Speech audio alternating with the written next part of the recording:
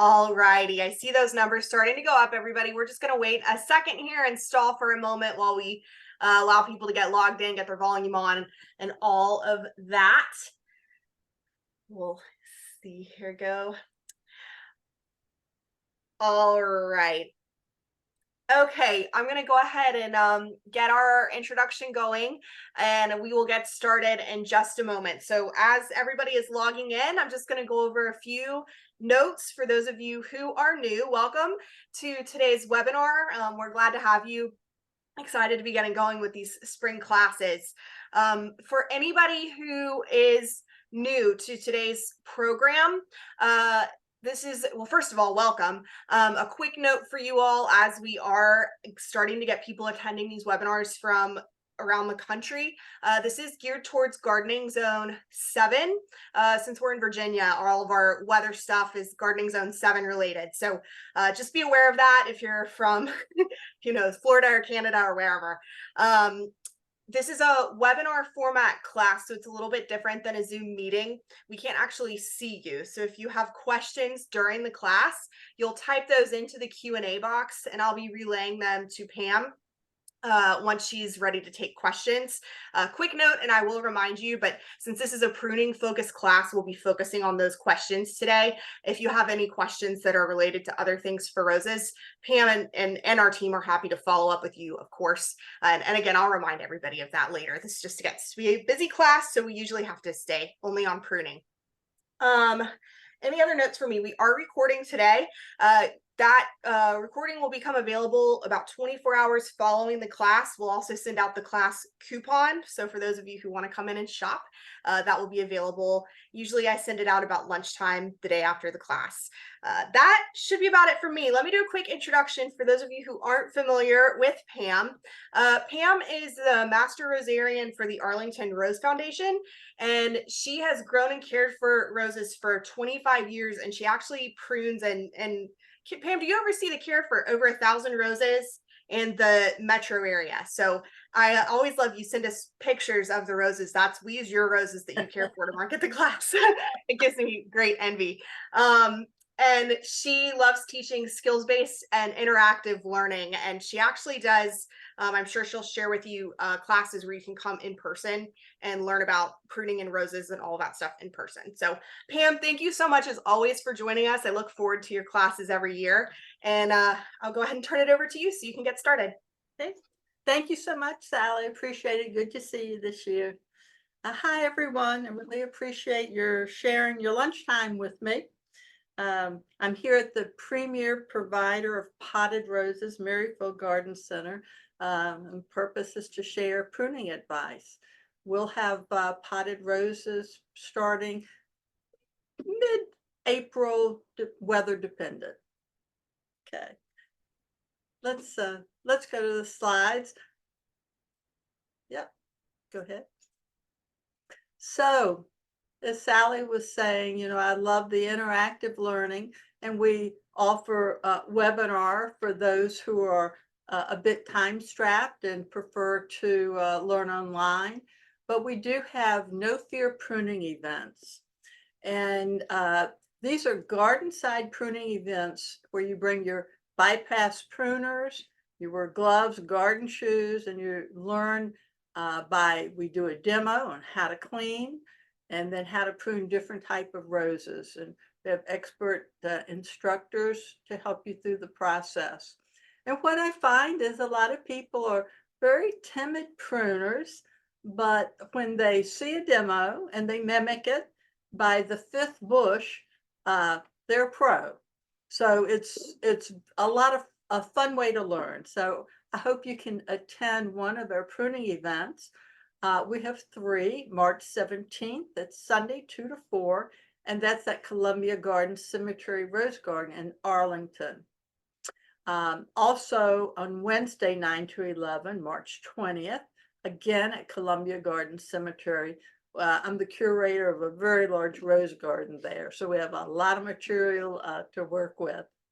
And then on March 23rd, Saturday, 2 to 4, at St. Agnes Catholic Church in Arlington. And these are free pruning demos from Arlington Rose Foundation. Would love for you to come out.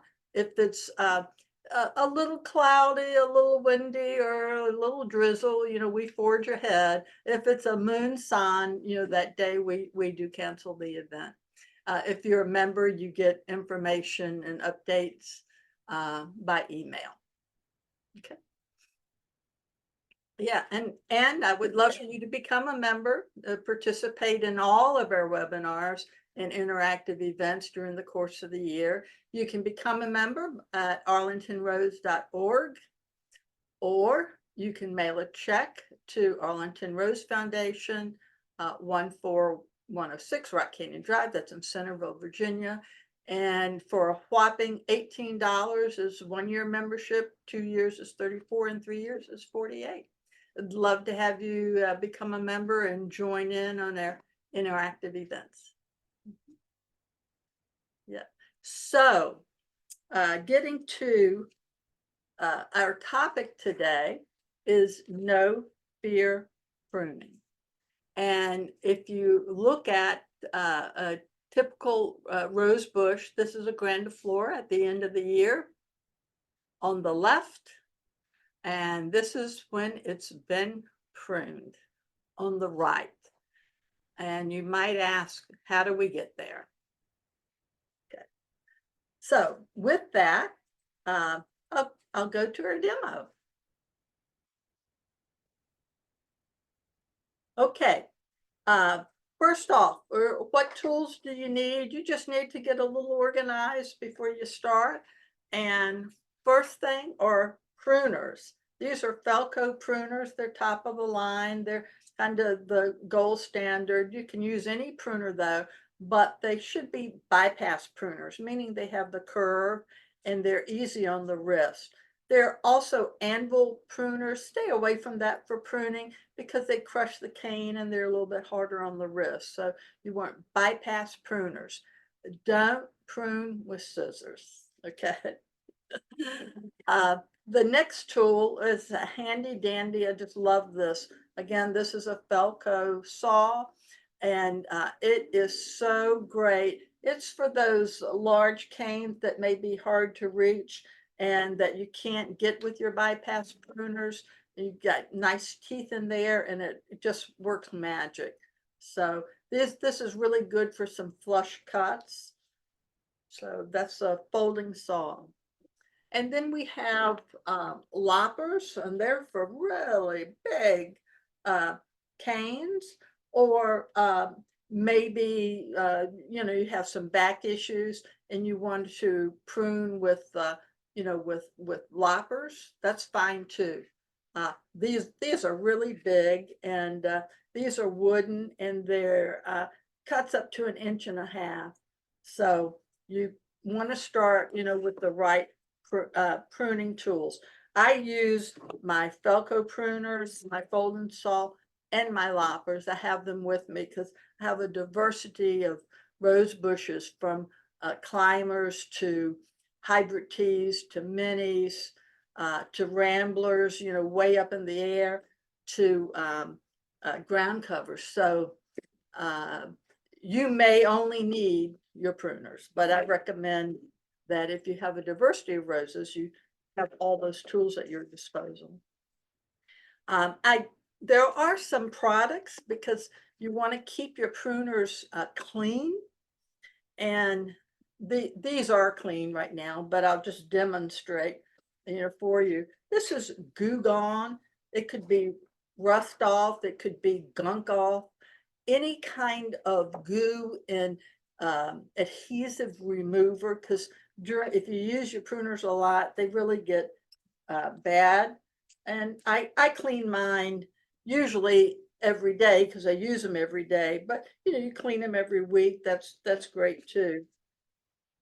And so you just use that, and that gets any sap or any gunk off. I also find on the mechanics just a little WD-40 on everything. You can use it at breakfast even. It works wonders. And then if you have a little coarse steel wool, Okay, this is more than enough. And so any debris that didn't come off your blades, you just want to work it in with your steel wool, and that is a big help. And then the last thing to do is to then sanitize your pruners. And I think this is very helpful in keeping and stopping the spread of disease in your own garden. So just a little dab will do you. I do both sides. I generally have a spray container and I just go squirt, and I'm done. So now I've cleaned and sanitized my pruners and I'm ready to rock and roll. Okay. But first I'll ask, why prune? Why do we go through this ritual? And it's because it's one of the most important steps in rose care, one of the 3 most important steps, aside from soil management and disease management. Pruning is it. Don't skip it. Even if you're late, don't skip it. What is late? The pruning window will open in the DC metro area about November 10th, depending on where you live and radiating heat, but the days will start getting longer, and that's a sign for the sap to start rising. Ground will be getting warmer, another sign for the sap and the canes to start rising. But that pruning window is determined by when the fear of frost has a fear of hard frost has largely passed, and the forsythia in your neighborhood has bloomed. And generally speaking, in our area, it's March 10th to April 5th, and that's a great pruning window. I have pruned badly cared for rose bushes in June because they had problems and they needed pruning. But you want to start off on the right foot and hit that pruning window. Okay. And we're pruning because we want good health for our rose bush and we want to shape it. And those are the 2 things you can do to get it started off on the right foot. Pruning is a little counterintuitive because it revitalizes the bush. And if you learn a couple of principles, you can be pruning like a pro. I want to keep this nice and simple because I think pruning is simple, and we kind of overcomplicate it because there's a little bit of a fear factor.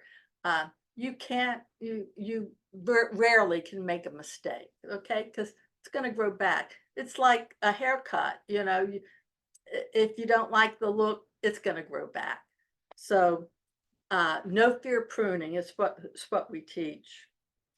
One of the principles to really understand, and I hope this makes sense, is that rose bushes are about energy. And when you're pruning, you're forcing that energy down in the bush. Okay. You don't want it to be growing just at the top. You want action to be growing from the bottom up. So I say you prune from the bottom up. That means you inspect the bush from the bottom up. So oftentimes when you wait a little bit later in the year, you'll see growth. And I mean, we already have growth now on some of our roses because they're waking up and they have stored energy. And so they're putting out a little growth because of stored energy. I hope you can see that here. Okay. So sometimes we'll have, I see one right now. Aha. We'll have some dead or dying canes and will have growth on it. And I'll cut it. And you'll say, wow, why'd you do that? Okay. See, that's a lot of dieback on that cane right here.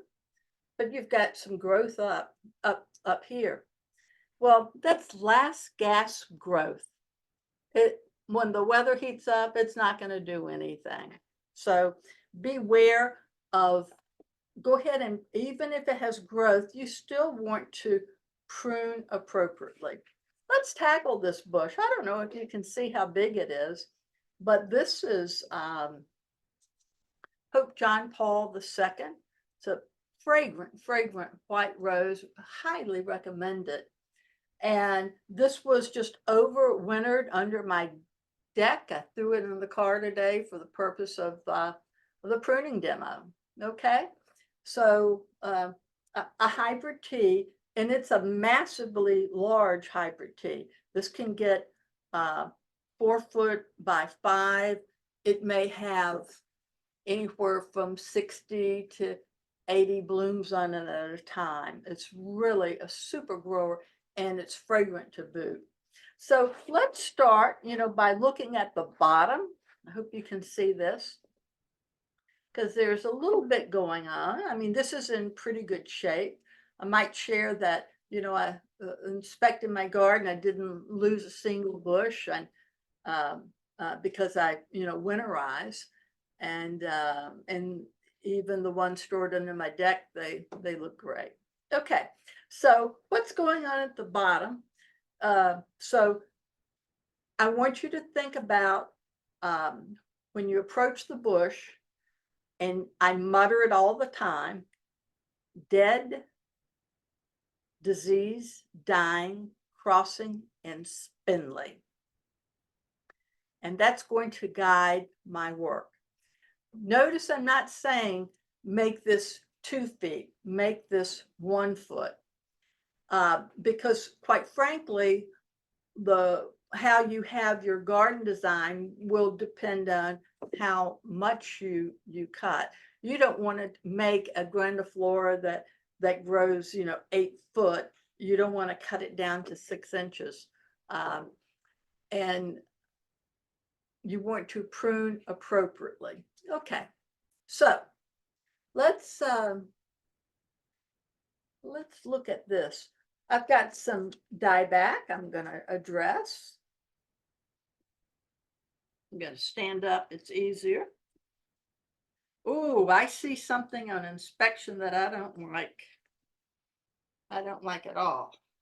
And I'll show you once I get rid of it. Whoa. Okay. Why did I do that? That's a pretty big cane. Came from here. All right. Can you see that? It's just slid. Can you hold it up a little higher so it's in view? There you go. Thank you. Like that. It's the Yes. cane is just slit from the bottom up.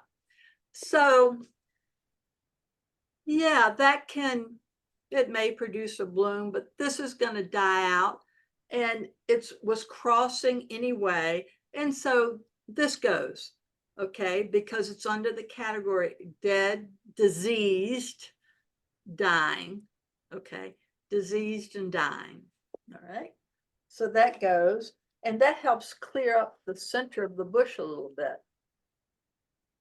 And so I'm looking for anything dead. And I see some dead right here. See some dead here. Dead here. This was the main one. Dieback. Dieback. And why am I saying that? Because it's brown. And dead I start with just because it's easy. I mean, cane should be green and healthy. Okay. So I think I've got most of the dead out. Okay. So I'm looking at this one. I'm looking at this. You can see it, this cane here. And this cane is both crossing, and it's got a little disease on it. I don't like it. So it comes out of the center. Okay. That's diseased there, and it's starting to die back. Diseased here. Okay. And this is spindly, and it was crossing. So this has got to go. It has a lot of problems.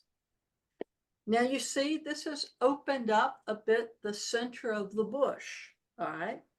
So now I'm going to focus on cutting some of the bigger cane back. And there's a term I want you to remember, and I'll try to show you. Okay. So this is a emerging bud eye. And this is where your next cane is going to develop. And bud eyes are all up and down this. And believe it or not, if you don't see them, they're there. They're the little protrusion, they're the swelling. And what you're trying to do is activate them. So we say we cut at an angle above a bud eye, a dormant or emerging bud eye. And for cuts that are by joints or at the bud union, you do a flush cut. That means a flat cut. Now, what you don't want to do, okay, here's a little bud eye here. What you don't want to do is, oh, is that a 1/4 inch cut? Oh, is it the right angle? You will worry yourself silly over it. You just want a slight angle and be done with it. If you do a flat cut, you're not going to necessarily hurt the bush, but what you want to be sure is you have an outside eye. This eye here is going to grow this way. If I cut to an inside eye, it would grow into the bush. And we just spent time clearing out the center of the bush. So you don't want things crisscrossing. Okay. Let's go to this. Okay. I cut this to an outside eye. The next cane is going to grow that way. I have all of this. This is what I would call scientifically a hat rack. Okay. If I had a hat, I could put it right on it. It's too much clutter for the beginning of spring. Okay, so this comes off, it's healthy, but this is a favor to the bush. Okay. Let's look for other things here. Boy, this is nice growth here. I think I'll cut there. Okay.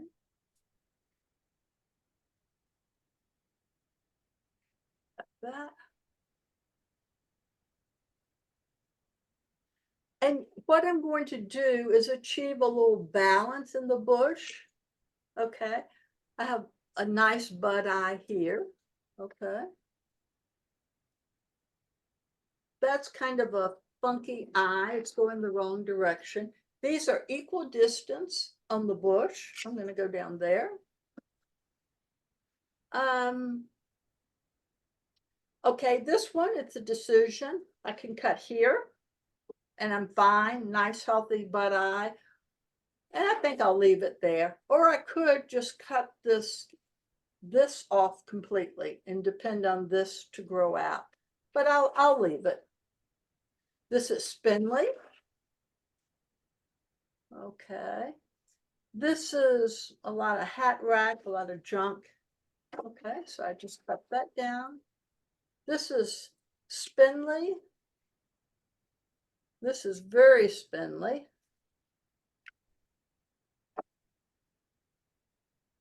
Okay.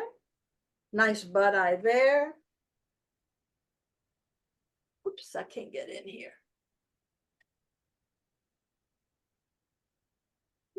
Can't get in. Now to get the right angle, sometimes it takes a little while to get the right angle. Cut that back. there. Spin crossing. And I still don't like that. Okay. Okay, so we made fast work of this. There's something spindly right here. Again, this is a hybrid tea.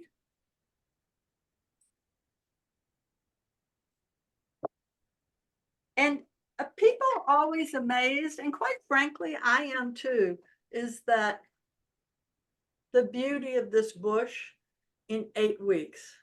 Because with this, it will take about 8 weeks for it to regenerate and put out gorgeous new growth, be beautifully shaped and fragrant with blooms galore.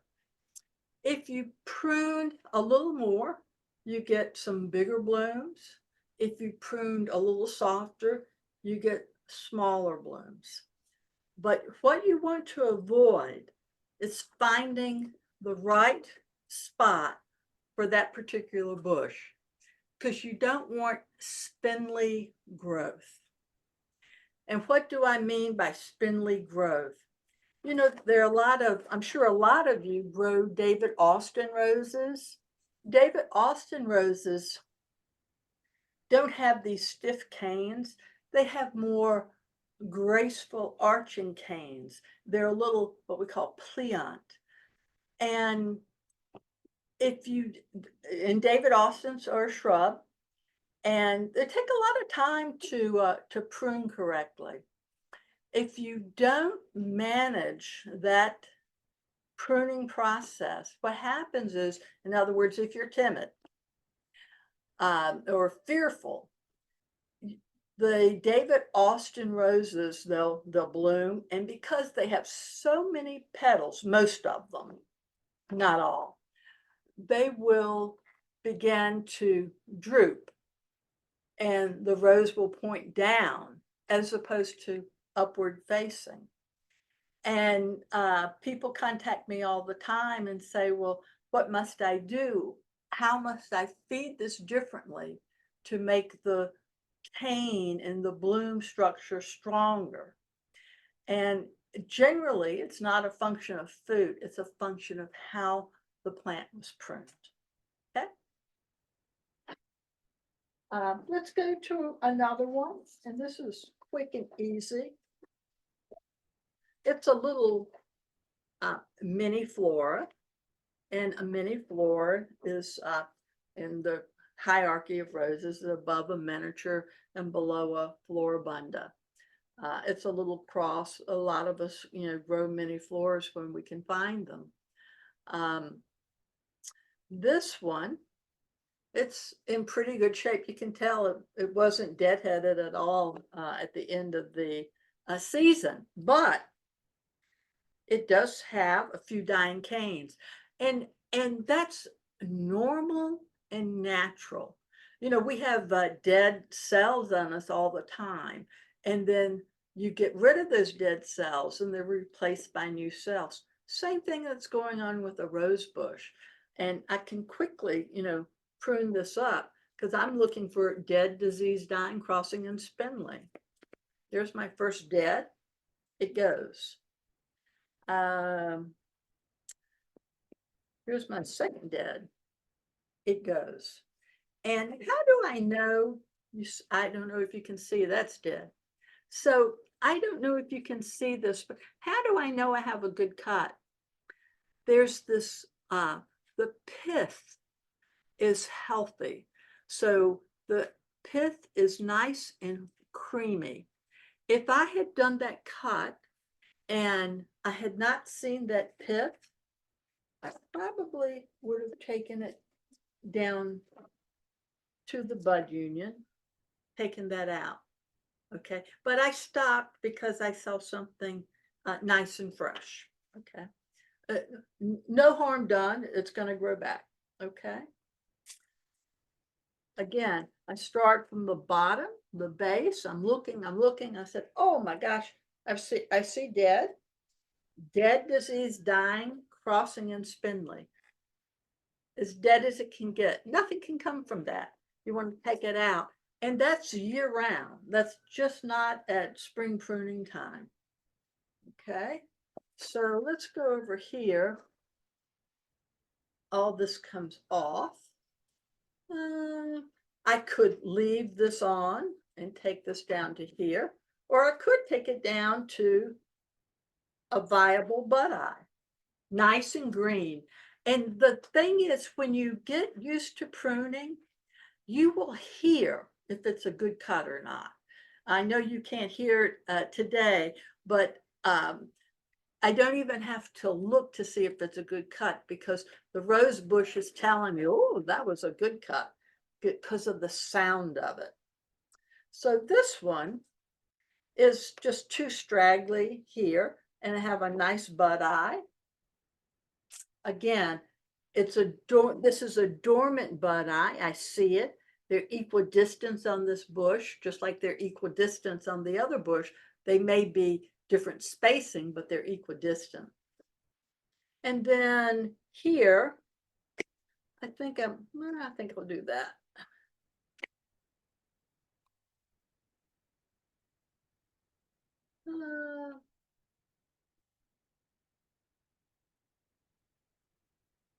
Okay. So you will see a beauty from this particular bush. It will get about 4 feet in 8 weeks, 3.5 to 4 feet in 8 weeks, and produce beautiful, incredible blooms, and it will be nice and strong. Okay. Oh, let's see if I can get this one. Okay. This is a climber, and it's a climber that was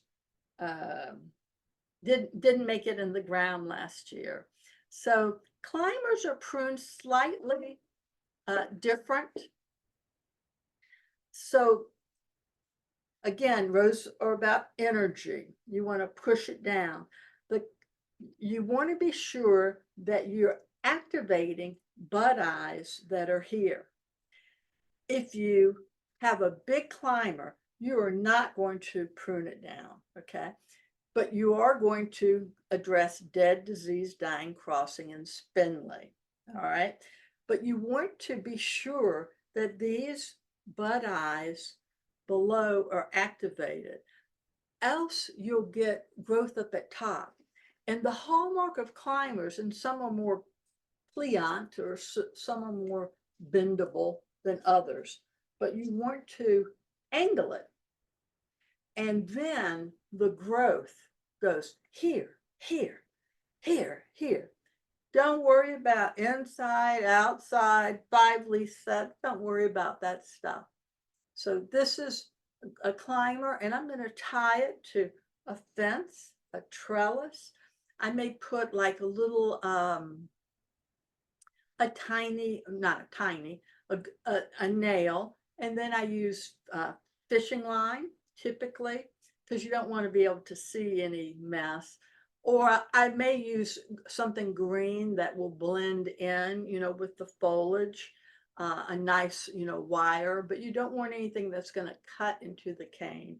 So I'm going to then just secure it on a fence or trellis. And how much am I going to take off? Well, let's look at what's going on in the bottom. Okay. I see dead here. Really dead. I don't know if you heard that snap. Oh, I see a little more dead. Have to get the right angle. Okay. Dead. Okay.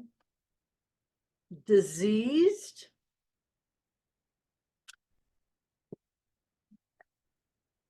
I don't know if you can see this, but this is dead, and then this disease is spreading down. So I just took it. Dead, disease, dying, crossing, and spindly. All right. Whew. Okay. there's a lot going on here. This is dead, diseased, and dying.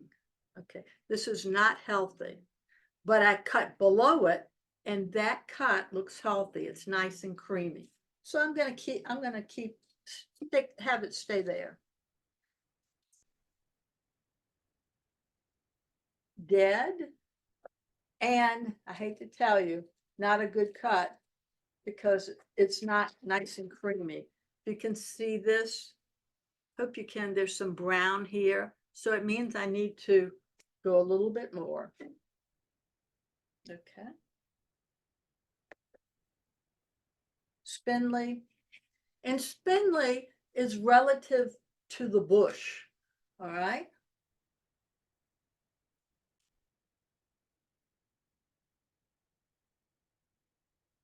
Okay, I know you're wondering, what is she going to do with this? I'm just going to take that off. And this off. Those are going to be my laterals. Okay.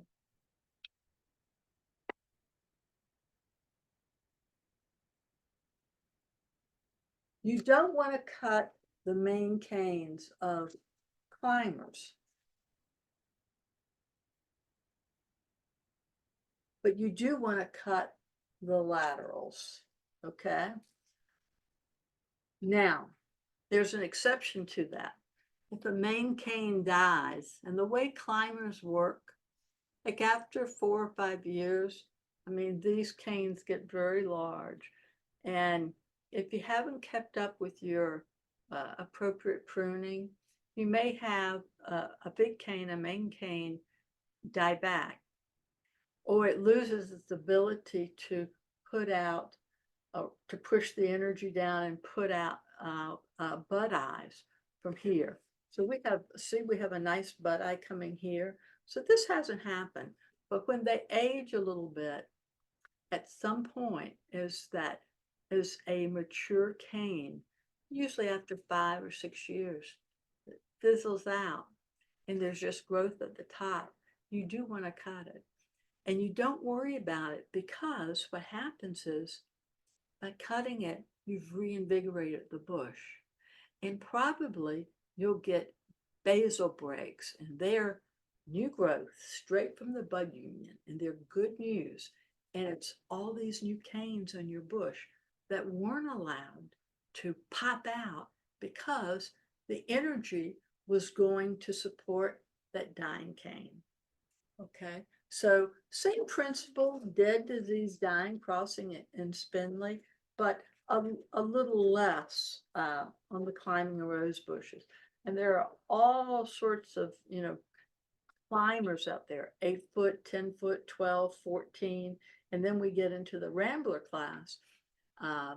And so you want to, again, prune appropriately.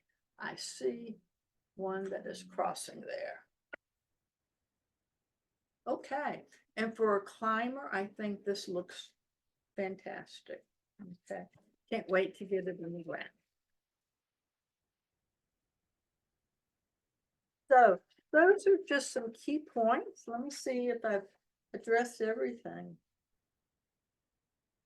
Yep. So with climbers, you want to mainly prune the laterals. You don't want to take the bush down by more than a third. You want to be sure to tie up the canes so that you get growth from the laterals like this, as opposed to just on the top. And as the bush ages, don't be afraid to take out any non-productive cane, because it's so important to make room for new growth. Okay, so I hope that answers or addresses your pruning needs today, but I'm happy to take questions that you have. Absolutely. Well, thank you so much, Pam. I'm going to start relaying some questions to Pam. So everybody, please feel free to send them in. We'll get to as many of them as we can. And Okay. just a quick reminder, we're going to be focused on addressing pruning specific questions today. So if you have other questions about roses, I know Pam would be happy to follow up with you. We'd be happy to follow up with you at the store as well, of course. So feel free to contact us afterwards. Sally, I might want to mention, we're a not-for-profit educational organization specifically focused on the rose, and we serve Yes. very large territory, Northern Virginia, Washington, D.C., and Southern Maryland. And I'm always happy to answer our rose growers' questions in this area. Yes, thank you. All righty. Our first question. How do you recommend tackling a rose plant that has been left to grow to 6 feet tall? Leaves and flowers are all on top of the plant. It's my mom's rose. I don't want to get in trouble with her by killing the plant, but I do want to give my mom the opportunity to smell the roses. Okay, say the first part. I heard the last part. She has a 6-foot rose that it's been left to grow. It's about 6 feet tall now, and all the leaves and blooms are just sitting on the top of the plant at this point. There's nothing underneath. Yeah. So, because it's growing up at the top, pruning is the answer. Now, I can tell you there are some, one newer rose bush like Sweet Mademoiselle. I can prune that and prune it and prune it, and the way it grows are long canes and stems with a bloom on the top, and a big bloom, and a magnificent bloom, and a fragrant bloom. So having one is well worth it. But Queen Elizabeth kind of fits in this large grandiflora category, and I have many of those in different gardens, and we prune. I prune aggressively, just like I demonstrated. It's about dead, diseased, dying, crossing, and spindly. Cleaning out that center and going for an outside bud eye, so you begin to shape the bush. So anytime you want to send a photo, to me, arfinformation@aol.com, and point out a specific problem, or you need very specific advice, I'm happy to help you with that. Okay, perfect. Next question. Oh, how do you handle your clippings? My rose bush has vicious thorns. It's single petal. I normally paper bag them and put them in the trash. Do you have any recommendations for avoiding the thorn situation when you're pruning? For avoiding thorns? Yeah, that's what he's saying. How do I handle the thorns? He usually clips them and puts them in a paper bag, but apparently. So roses have thorns, and most people wear gloves, and I started to wear gloves today, but after 25 years, I rarely wear gloves anymore. And thorns don't bother me, but I don't recommend that to most people. You really want to wear gloves. When I'm really going at it, I definitely will put a glove on one hand. I like to be able to feel the rose bush, and gloves kind of slow me down. But wear your gloves. And how do you dispose of all this? We have recycling requirements in this area, and it has to be in the brown bags. And I take the debris and just, chop it and put it in a brown bag, for disposal. Okay. If you are, if you have a diseased, rose bush, like it has a serious disease, I'm not going to go into it, but like rose rosette disease, you don't want to just use your, pruners and then move on. You want to, bag it, tie it, and dispose of it by incineration. Okay. Alrighty, let's see here. I've got questions coming into chat and Q&A, so I'm doing my best to get to both sides. Is it bad to prune prior to November or frost? Like, could you prune your roses in October? Would there be a problem with doing that? Yeah, okay, that's a great question. Um, so um, it's highly recommended to do a fall pruning, and that's more around Thanksgiving time in this area. So this is when roses are going dormant, that you prune them, but you're doing a cosmetic prune. And that is simply taking loppers and going at it to make kind of an even, peaceful look in the garden. And so when you look out, it cosmetically is pleasing. It's not gangly and straggly. There's another health reason as well. When we have these winter winds whipping, or if we get ice, what happens is these big canes and entire bushes can be uprooted or can break.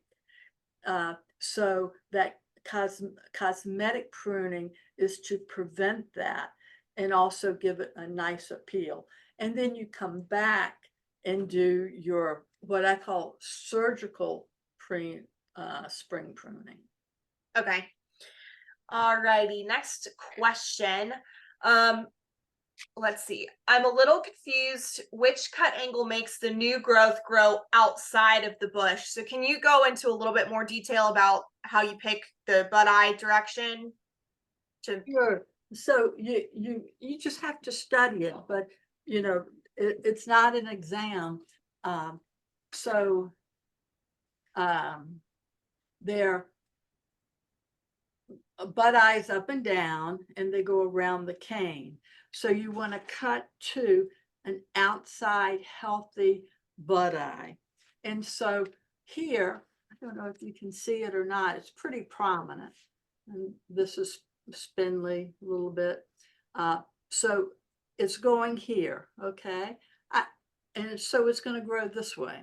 I could have cut here because here's one that's growing this way. All right. I definitely don't want to cut here. Why? Because this bud eye is going this way. So I want to be sure that we're set up for some success and that things aren't crisscross. Okay, that's good. Thank you. Let's see here. And I'm trying to hit the ones that have the most like kind of broad applicability. Sorry. Alrighty. Do you prune every year or does the plant need a rest every now and then or lighter pruning some years? Well, every year. Okay, prune every year. Yeah, Alrighty. every year. Yeah. Okay. Um, Now, even if let me clarify. So, they're bare root roses, and they're potted roses. So when those go into your ground, I mean, I prune up the bare root roses depending on the condition that they arrive in. I mean, you may if you can believe, it may have 3 or 4 canes. They all have to be in good shape. So I inspect it and I prune out dead, diseased, dying, crossing, spindly. Okay, because they don't do that in advance. Same way with potted roses. Once they've bloomed, I go in and I address that same issue. And so pruning after the spring pruning is typically referred to as deadheading. And you always want to deadhead, whether you're going to cut them to bring them in or cut them because your blooms because they're spent. And you always want to prune to allow for healthy next growth. In other words, you don't want to have the next cycle be spindly. Okay. okay. All right. We've had a couple questions come in on this. We always get questions on this, so I'll go ahead and ask it. Okay, What are would you speak up just a tiny bit, please? I'm so sorry. Yeah, I always speak so loud. Hopefully we don't have a volume issue going on your side either, but yes. Okay, Okay, so the question is, what are the pruning differences for knockout roses and drift roses? So like your kind of shrub, knockout and what? sh- uh, drift roses. And what roses? Drift? Oh, drift. Yes. Okay, knockout and drift. Okay, knockout's a shrub, and you're gonna prune it just like I demoed. Um, and it depends on the size, of course, and the age of it. But you're again dead, disease, dying, crossing, spindly, and you want a nice center. And we have a lot. We have not a lot. We have a number of David Austins at the Columbia Gardens Cemetery, and some knockouts, and always demonstrate that you don't want your knockouts to get away from you, you know. But again, it's a shrub, and you want to be sure you don't take it down to a certain level. And I think I frustrate people sometimes because they're looking for, should it be 2 feet? Should it be 3 feet? The bush tells you you're certainly not going to take a bush that's 8 foot down to 6 inches. But you're just going to follow the structure of it and the purpose of it. And the taller bushes are going to be a little bit taller, and the shorter bushes are going to be a little bit shorter. Okay. They, and they need pruning. They need pruning because, particularly, I mean, drift roses. There's a lot of latitude. They will pop back in a heartbeat. If you prune them very hard, I mean, you'll have beautiful blooms in 8 weeks, and they'll be extremely prolific, and you'll be glad that you did.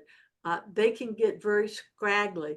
And what happens is when they get spindly and scraggly, the bush is putting out a lot of energy to support that growth and spindly growth, and it gets prone to powdery mildew, particularly drift roses, and knockouts the same. So you do want to, don't overlook that in your pruning program. Okay. All right, next question. We are having a number of questions about timing. So I believe you said you can start the window, excuse me, gracious. The window opens in March, but is there like you can't prune later than this point, past which no more pruning? Well, so again, after the fear of the first hard frost, of another hard frost, and when the forsythia bloomed in your neighborhood, it's a great sign that that pruning window is open. Don't be in any hurry, unless you have 1,000 rose bushes to do, and then you got to get on with it. But if you just have a couple to do, there's no rush. Ideally, you want to have everything pruned up, by, let's say, mid-April or the first week in April, particularly in this area. Okay. And I'm in every area, every hardiness zone has kind of a pruning window. My friends in North Carolina have already started. My friends in Florida have cleaned up their gardens. They pruned it, they fed it, they mulched it, and it's ready, set, go. So every hardiness zone has their own window, and it fluctuates depending on the weather. It's a little bit like asking, well, when will cherry blossoms bloom? And that's really hard to predict. So I give you this wide window, March 10th, April 5th, and you want to pick a good day. I don't like going out and pruning when it's 30 degrees, even though the pruning window is here. I'm going to wait for a nicer day, to the extent that I possibly can. Okay. All righty. Ooh, we've still got questions coming in. Um, okay, since this, I know this isn't directly pruning, but people are thinking about it since it's after, but if you're fertilizing, like, do you recommend that you prune and then you fertilize? Is that the way that you get this kind of growth that you're talking about? Or is it not, is fertilization like it, is that not connected with pruning? Is that a separate thing? Well, soil management, getting your soil right. So that's amendments and fertilizing.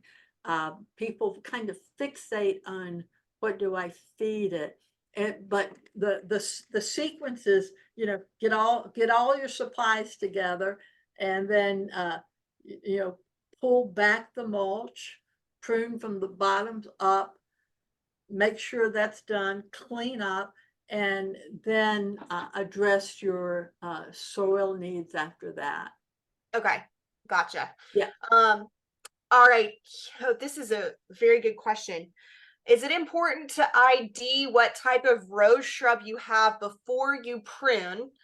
This person is taking over a church garden that has several rose bushes and she doesn't know what they are. So does she need to have some help identifying those before she begins to prune? Um, yeah, I'm going to say yes and no, and I know Okay. that can be frustrating. So you can tell if something's kind of a shrub because it's shrubby. You can tell if something's a hybrid tea because it's upright and graceful. Okay. You can tell if something's a David Austin because it's got pliant canes. You can tell if something's a climber because of the growth habit. You don't need to know specifically, this is Pope John Paul, so I'm going to prune it this way.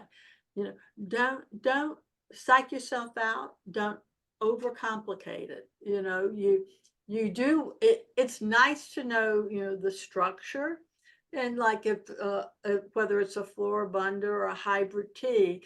But again, regardless, you're going to go after dead, diseased, dying, crossing, and spindly.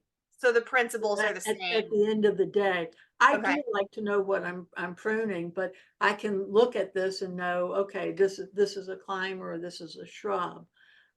If you'd like to, send me a photo, I'll be happy to tell you kind of what category I think it falls in. Uh, if that will, help confidence. Okay. Okay. Alrighty. I'm trying to scan here to see what else we've got. We still have a lot of questions. So just a reminder to everybody, please feel free to follow up. Um, we want to answer your questions. We just aren't going to have time today to get to all of them. Okay, so this person has several roses. They're all the same type. They're all together.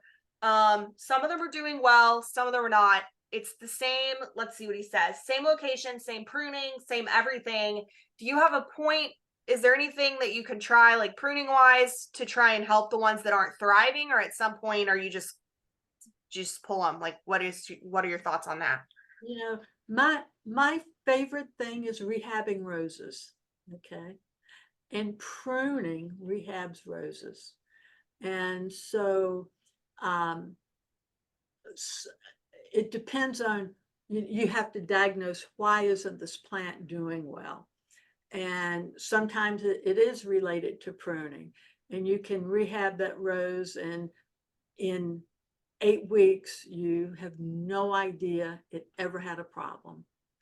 uh, Other times it's related to the pH of the soil. Okay. Other time it's related to amendments that it needs, to thrive. So again, you can prune it appropriately, dead, disease, dying, crossing, and spindly, and really rehab that bush. And then that takes away, okay, was it a pruning issue? Do a soil test. Is it a pH problem?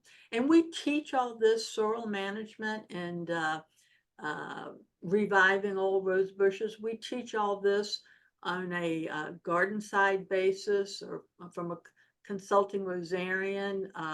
Will come out, to garden side for members, their first year of membership, and help them with their issues. So If you have these issues and you're in the DC, Northern Virginia, Southern Maryland area, you know, glad to help you with them.